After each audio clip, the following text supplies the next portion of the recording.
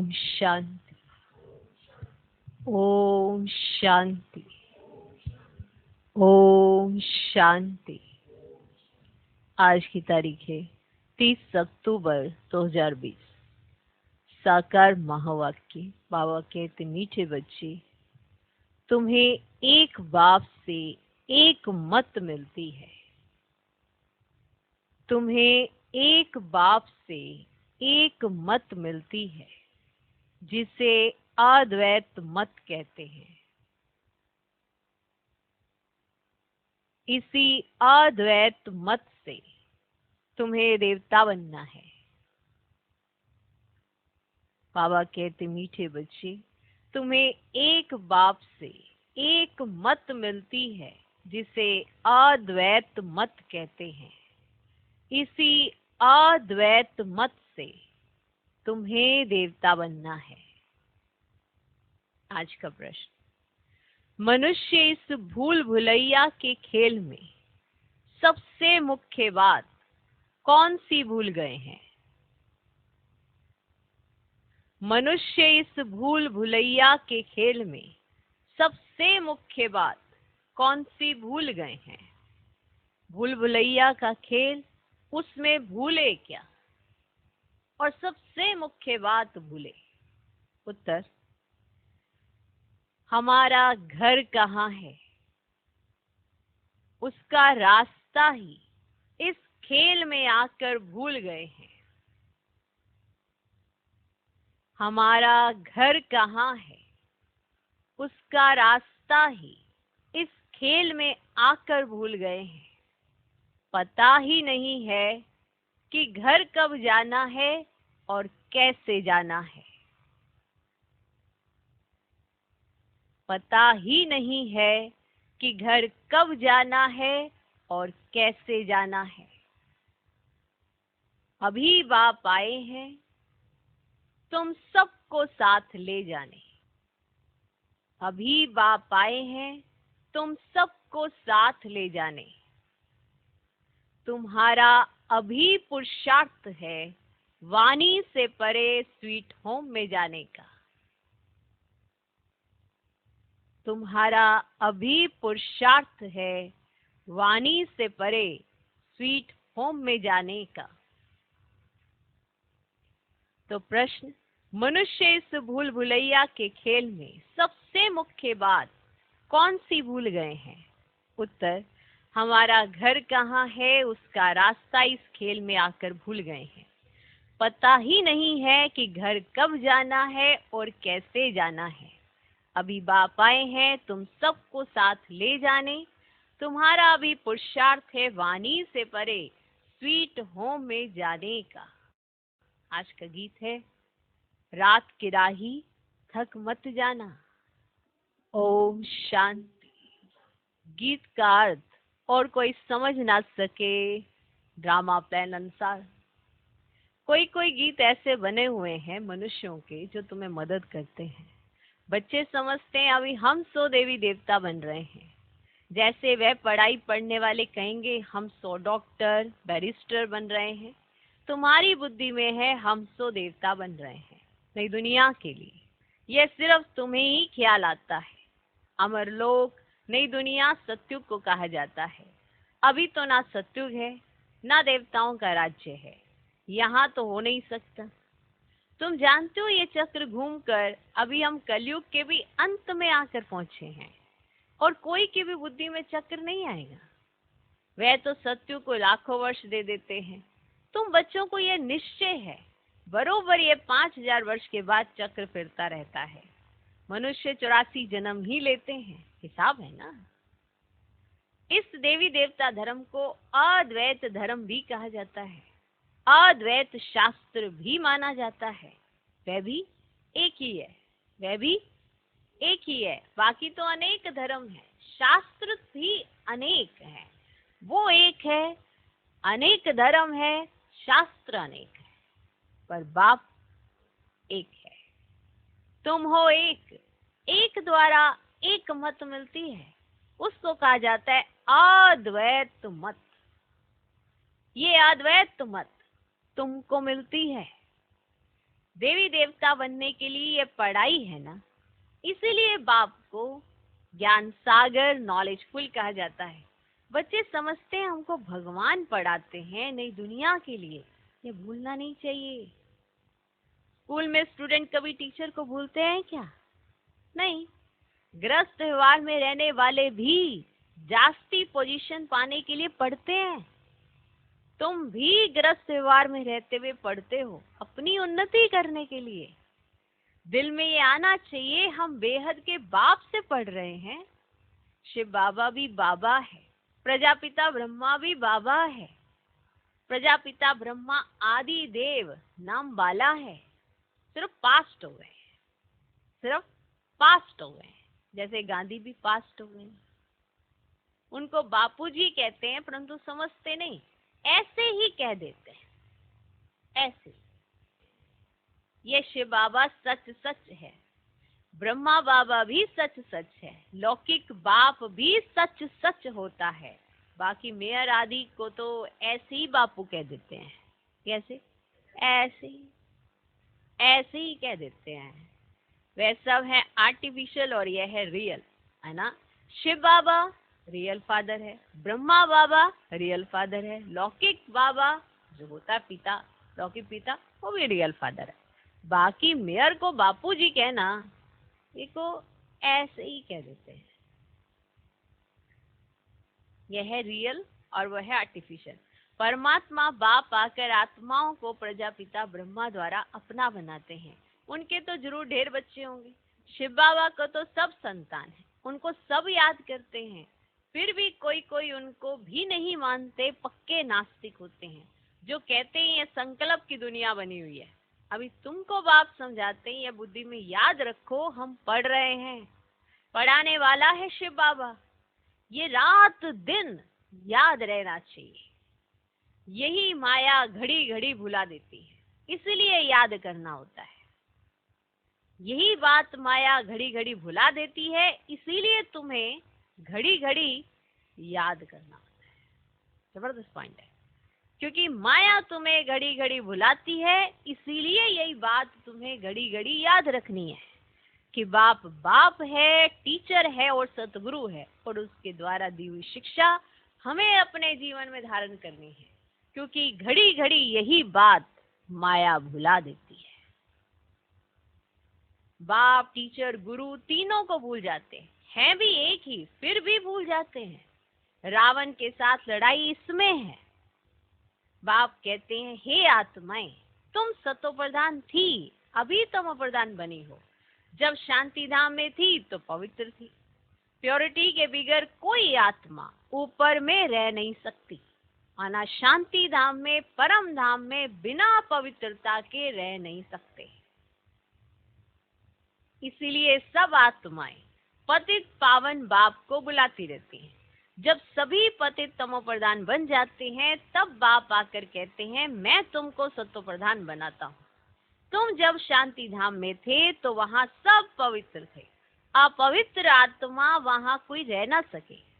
सबको सजाएं भोग कर पवित्र जरूर बनना है। एक है पुरुषार्थ से पवित्र बनना, बाप की श्रीमत से पवित्र बनना, अद्वैत मत से पवित्र बनना। एक है सजाएं खा के पवित्र बनना। पवित्र तो बनना है, ये निर्णय मनुष्य आत्मा ने करना है कि करना क्या है, कैसे बनना है। पवित्र तो बनना है, और बिना पवित्रता के परम धाम में रह नहीं सकते। पवित्र बनने बिगर कोई वापस जा ना सके। भल कोई कह देते हैं ब्रह्म में लीन हुआ, फलाना ज्योति ज्योत समाया, ये सब है भक्ति मार्ग की अनेक मतें। तुम्हारी यह है अद्वैत मत। मनुष्य से देवता तो एक बाप ही बना सकते हैं। कल्प कल्प बाप आते हैं पढ़ाने। उनकी एक्ट हूबहू कल्प पहले मुआफिक ही चलती है।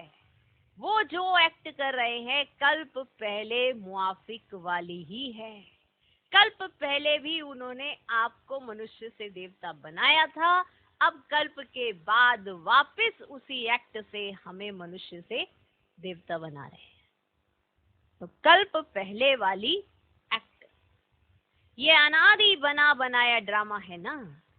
सृष्टि चक्र फिरता रहता है, सतयुग, त्रेता, द्वापर, कलयुग, फिर यह है संगम युग।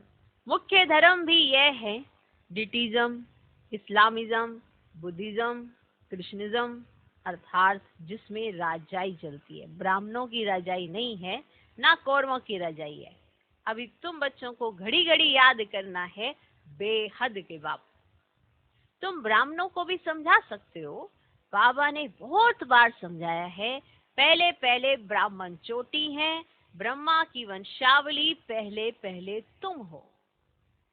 यह तुम जानते हो। फिर भक्ति मार्ग में हम ही पूज्य से पुजारी बन जाते हैं। फिर अभी हम पूज्य बन रहे हैं, वे ब्राह्मण गृहस्थी होते हैं, ना कि सन्यासी।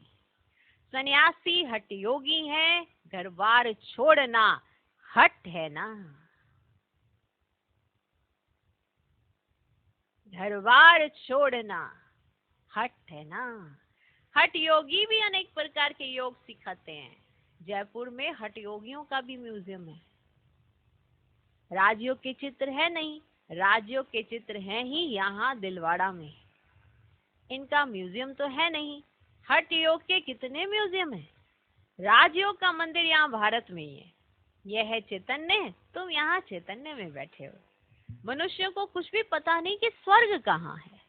दिलवाड़ा मंदिर में नीचे तपस्या में बैठे हैं, पूरा यादगार है। जरूर स्वर्ग ऊपर ही दिखाना पड़े, मनुष्य फिर समझ लेते कि स्वर्ग ऊपर में है, माना आकाश में है। ये तो चक्र फिरता रहता है। आधा कल्प के बाद स्वर्ग, फिर नीचे चला जाएगा, फिर आधा कल्प स्वर्ग ऊपर आएगा, माना नीचे से बनकर नहीं ऊपर आएगा, धरती पर स्वर्ग हो जाएगा। इनकी आयु कितनी है कोई जानते नहीं। तुमको बाप ने सारा चक्र समझाया है। तुम ज्ञान लेकर ऊपर जाते हो, चक्र पूरा होता है, फिर नए सिर चक्र शुरू होगा।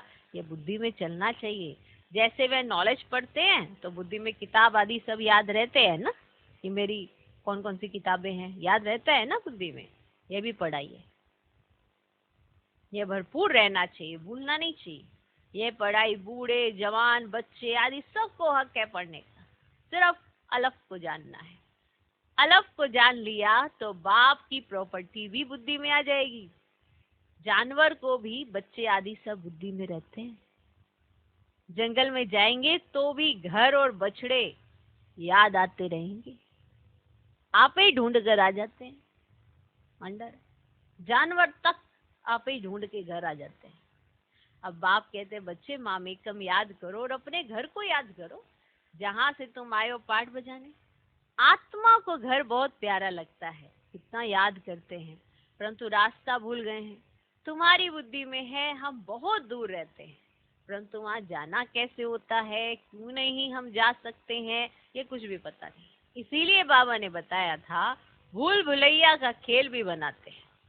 जहां से जाए दरवाजा बंद, जैसे भूल भुलैया का खेल होता है, जैसे ही अंदर घुसते हैं तो दरवाजा बंद हो जाता है, पता ही नहीं चलता कि निकलना कहाँ से।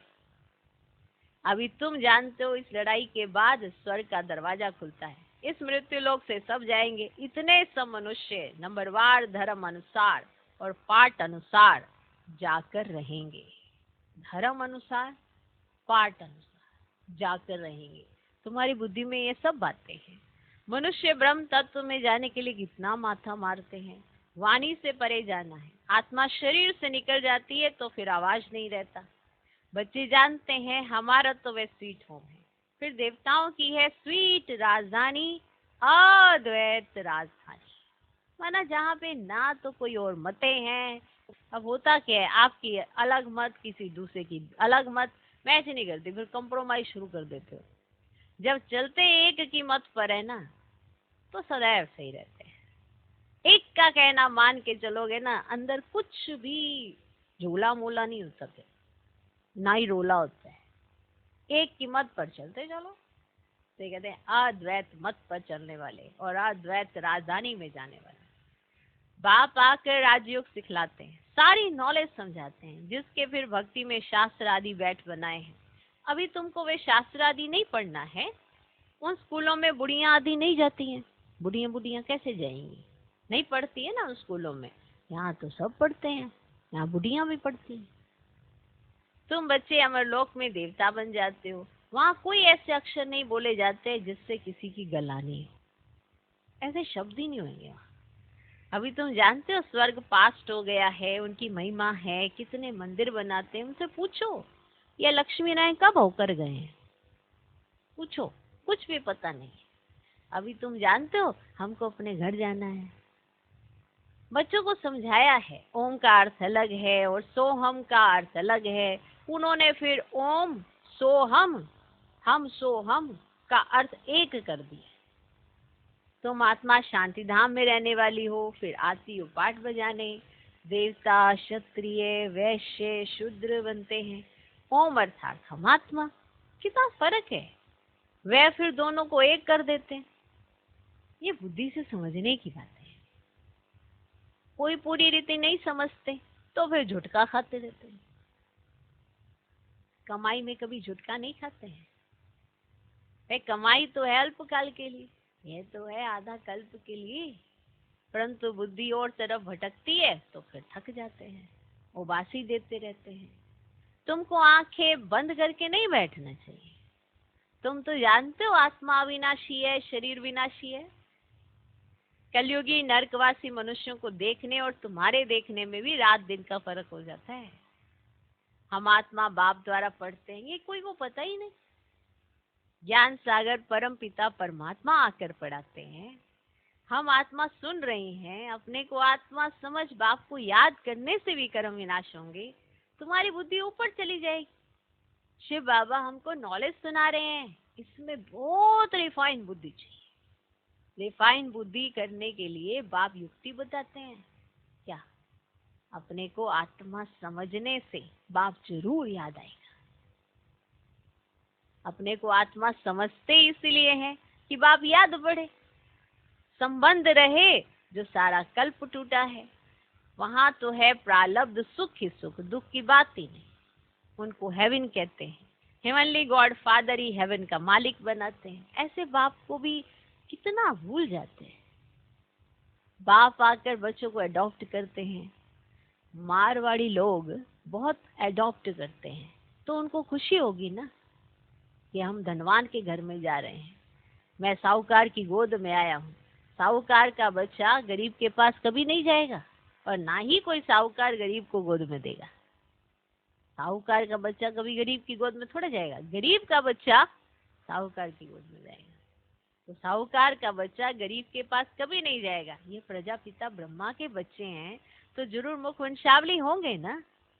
तुम ब्राह्मण हो मुखवंशावली, वह है कुकवंशावली। इस फर्क को तुम जानते हो। तुम जब समझाओ तब मुखवंशावली बने।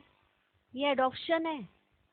स्त्री को समझते हैं मेरी स्त्री। अब स्त्री कुकवंशावली है या मुखवंशावली? स्त्री है ही मुखवंशावली। फिर जब बच्चे होते हैं वे हैं कुकवंशावली। बाप कहते ये सब है मुखवंशावली। मेरी कहने से मेरी बनी ना। जैसे ही कहा मेरी, तुम मेरी, तो ये मेरी बन गई। मेरे बच्चे हैं मेरे बच्चे, ये कहने से नशा चढ़ता है। तो ये है सब मुखवंशावली। आत्माएं थोड़े ही मुखवंशावली हैं। आत्मा तो अनादि अविनाशी है। तुम जानते हो ये मनुष्य सृष्टि कैसे ट्रांसफर होती है? पॉइंट्स तो बच्चों को बहुत मिलती हैं, फिर भी बाबा कहते हैं और कुछ धारणा नहीं होती है, मुख नहीं चलता है, तो अच्छा तुम बाप को याद करते रहो, तो तुम भाषण आदि करने वालों से भी उच्च पद पा सकते हो। अगर कुछ और धारणा नहीं होती तो याद करो, याद करते रहो। तो जो भाषण करते हैं ना, उनसे भी जास्ती तुम उच्च पद पा सकते हो, क्योंकि भाषण वाले को अहंकार भी आ सकता है। भाषण करने वाले कोई समय तूफान में गिर पड़ते हैं, वे गिरे नहीं, माने जो भाषण नहीं करते वो ना गिरे, बाप को याद करते रहे तो जास्ती पद पा सकते हैं। सबसे जास्ती जो विकार में गिरते हैं तो 5 मार माना 5 मंजिल से गिरने से हड्डगुड टूट जाते हैं। 5वीं मंजिल है दे अभिमान, 4थी मंजिल है काम, फिर उतरते आओ। बाप कहते हैं काम महाशत्रु है। लिखते भी हैं बाबा, हम गिर पड़े। क्रोध के लिए ऐसे नहीं कहेंगे कि हम गिर पड़े। काला मुंह करने से बड़ी चोट लगती है, तो फिर दूसरों को कह ना सके कि काम महाशत्रु है। बाबा बार बार समझाते हैं, क्रिमिनल आंखों की बहुत संभाल करनी है। सत्युग में नगन होने की बात ही नहीं, क्रिमिनल आई होती ही नहीं, सिविल आई हो जाती है। वह है सिविलियन राज्य, वह है सिविलियन राज्य। इस समय है क्रिमिनल दुनिया। अभी तुम्हारी आत्मा को सिविलाइज मिलती है, जो 21 जन्म काम देती है। वहां कोई भी क्रिमिनल नहीं बनते। अब मुख्य बात बाप समझाते हैं, बाप को याद करो और 84 के चक्र को याद करो। यह भी वंडर है, जो श्री नारायण है वही अंत में आकर भाग्यशाली रथ बनते हैं। यह भी वंडर है, जो श्री नारायण है वही अंत में आकर भाग्यशाली रथ बनते हैं। उनमें बाप की प्रवेशता होती है तो भाग्यशाली बनते हैं। ब्रह्मा स विष्णु, विष्णु स ब्रह्मा, ये 84 जन्मों की हिस्ट्री बुद्धि में रहनी चाहिए। अच्छा, मीठे मीठे सिकिलदे बच्चों प्रति माता पिता बाप दादा का याद प्यार और गुड मॉर्निंग। रूहानी बाप की रूहानी बच्चों को नमस्ते। हम रूहानी बच्चों की भी रूहानी बाप को नमस्ते नमस्ते नमस्ते।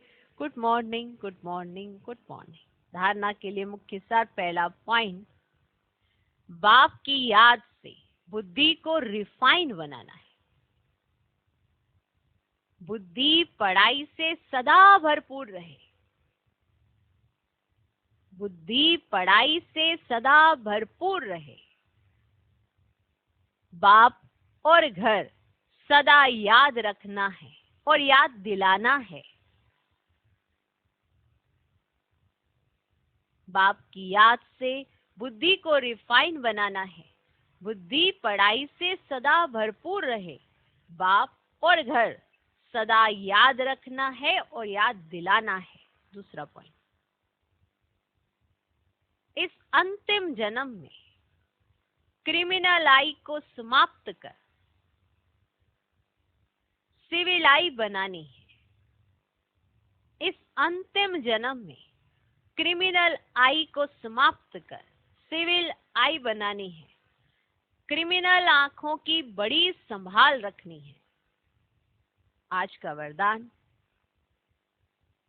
याद और सेवा के बैलेंस द्वारा चढ़ती कला का अनुभव करने वाले राज्य अधिकारी हो। याद और सेवा के बैलेंस द्वारा चढ़ती कला का अनुभव करने वाले राज्य अधिकारी भव। याद और सेवा का बैलेंस है तो हर कदम में चढ़ती कला का अनुभव करते रहेंगे। हर संकल्प में सेवा हो तो व्यर्थ से छूट जाएंगे। याद रखना, हर सेवा यज्ञ सेवा है। ऐसे किसी भी सेवा से अगर जी चुराया तो सेवा नहीं मिलेगी भविष्य में। आप एक कर्म करेंगे जी चुराने का, एक बार मुंह मोड़ने का कर्म किया सेवा से तो सेवा हाथ से छूट जाएगी। कई बार होता है कि हम ऐसे चॉइस रख देते हैं सेवा में, या कोई ऐसी कंडीशन बना देते हैं, अरे ये सेवा कर रहे हैं ना तो मुझे तो जाना ही नहीं है, या हमको तो इनको सहयोग देना ही नहीं है क्योंकि हमें कौन सा सहयोग देते। तो सेवा यज्ञ की है, तो अब आने वाले समय में आपसे सेवा कैसे कम होगी ये देखते चलना, क्योंकि चॉइस आपने व्यक्ति को दी, परिस्थिति को दी, स्थिति को दी, लेकिन सेवा को नहीं दी। अहमियत किसको दी है? सेवा को, याद को, या व्यक्ति विशेष, स्थान, वायुमंडल, प्रकृति, इन सब चीजों। याद और सेवा का बैलेंस क्या होता है? अगर याद है तो सेवा भाग के आती है, और जिसके पास जितनी जास्ती सेवा होती है उसको याद करने के चांस उतने ही ज्यादा मिलते हैं, क्योंकि सेवा वो अकेले कर ही नहीं सकता यज्ञ की बिना बाबा के साथ कंबाइंड हुए। और जो अकेले सेवा करता है वो देह अभिमान में आ जाता है और धीरे धीरे सेवाएं उसके हाथ से छूटती जाती है। देख लेना, आपके जीवन में कोई अगर ऐसा अनुभव हो तो जरूर चेक कर लेना और अभी से बच जाना, क्योंकि ये बैलेंस बहुत जरूरी है। तो हर सेवा में याद शामिल होगी तो सेवा पर सेवा, सेवा पर सेवा मिलती जाएगी, और भविष्य में आप एक ऐसे नंबर 1 सेवाधारी बनोगे कि हर सेवा में एवर रेडी का टाइटल आपको मिलेगा, और सब बोलेंगे भी कि ये हर सेवा में एवर रेडी है, और स्वयं से भी रेडी है, और सेवाएं भी इसी को खींचती हैं, क्योंकि सेवा भी उसी को खींचेगी। उसके सामने ही प्रपोजल आएंगे सेवाओं के, बाकियों को दिखेगी भी नहीं, सामने होगी दिखेगी नहीं। ये भी बड़ा गहरा राज है। जैसे देखा होगा कईयों के पास बहुत सेवा होती है, क्योंकि जिन्हें सेवा का बहुत ऐसे शौक होता है तो अपने हर संकल्प में वो सेवा करते हैं, इसीलिए वो हर जगह सेवा ढूंढ लेते हैं, और हर सेवा में वो बाबा का साथ अनुभव करते हैं कि मुझे दी किसने है और कौन मेरे साथ है, कौन मेरी सेवा माना कंप्लीट कराने में मददगार है। याद रखना, हर संकल्प में सेवा हो तो व्यर्थ से छूट जाएंगे। उनके पास ज्यादा व्यर्थ नहीं होता जिनके पास सेवाएं ज्यादा होती है। देख लेना, उनके पास मार्जिन ही नहीं बचता व्यर्थ सोचने का, करने का। तो व्यर्थ की कैटेगरी उनके पास नहीं होती, क्योंकि उनके पास सेवाएं जास्ती होती है। तो उनके हर संकल्प में सेवा होती है, तो व्यर्थ से छूट जाएंगे। सेवा जीवन का एक अंग बन जाए। जैसे शरीर में सब अंग जरूरी हैं, वैसे ब्राह्मण जीवन का विशेष अंग सेवा है। अब सुनना, बहुत सेवा का चांस मिलना, स्थान मिलना, संग मिलना, ये भी भाग्य की निशानी है कि जिसको बहुत सेवाएं मिलती हैं और उसको साथ भी बहुत मिल जाता है, चाहे वो फ्री है नहीं है, लेकिन सब उसको सेवा में खींच लेते हैं। लोगों को, हर एक को लगता है, उनको लगता है कि ये सेवादारी अगर हमारे साथ होगा ना, हमारी सेवाएं आगे बढ़ जाएंगी। माना उसको संग भी मिलता जाता है, सहयोग भी मिलता जाता है, सेवाएं भी मिलती जाती हैं। ये भी बहुत ऊंचे भाग्य की निशानी है, क्योंकि सेवाओं से भाग्य बनता है और भाग्य भगवान बना रहा है। लेकिन सेवाएं जिसके पास चल के आती हैं, हर कदम में जिसको सेवा मिलती रहती है, ऐसी भाग्यशाली आत्माएं व्यर्थ से मुक्त हो जाती है। उनके पास व्यर्थ करने का ही समय नहीं रहता। और जिसके पास व्यर्थ नहीं होगा उसके पास क्या रहेगा? समर्थ रहेगा। और जिसके पास समर्थ रहेगा, भगवान उसके साथ रहेगा। बहुत सेवा का चांस मिलना, स्थान मिलना, संग मिलना, यह भी भाग्य की निशानी है। ऐसे सेवा का गोल्डन चांस लेने वाले ही राज्य अधिकारी बनते हैं। तो याद और सेवा के बैलेंस द्वारा चढ़ती कला का अनुभव करने वाले राज्य अधिकारी हो। आज का स्लोगन, परमात्म प्यार की पालना का स्वरूप है सहज योगी जीवन। परमात्म प्यार की पालना का स्वरूप है सहज योगी जीवन। ओम शांति।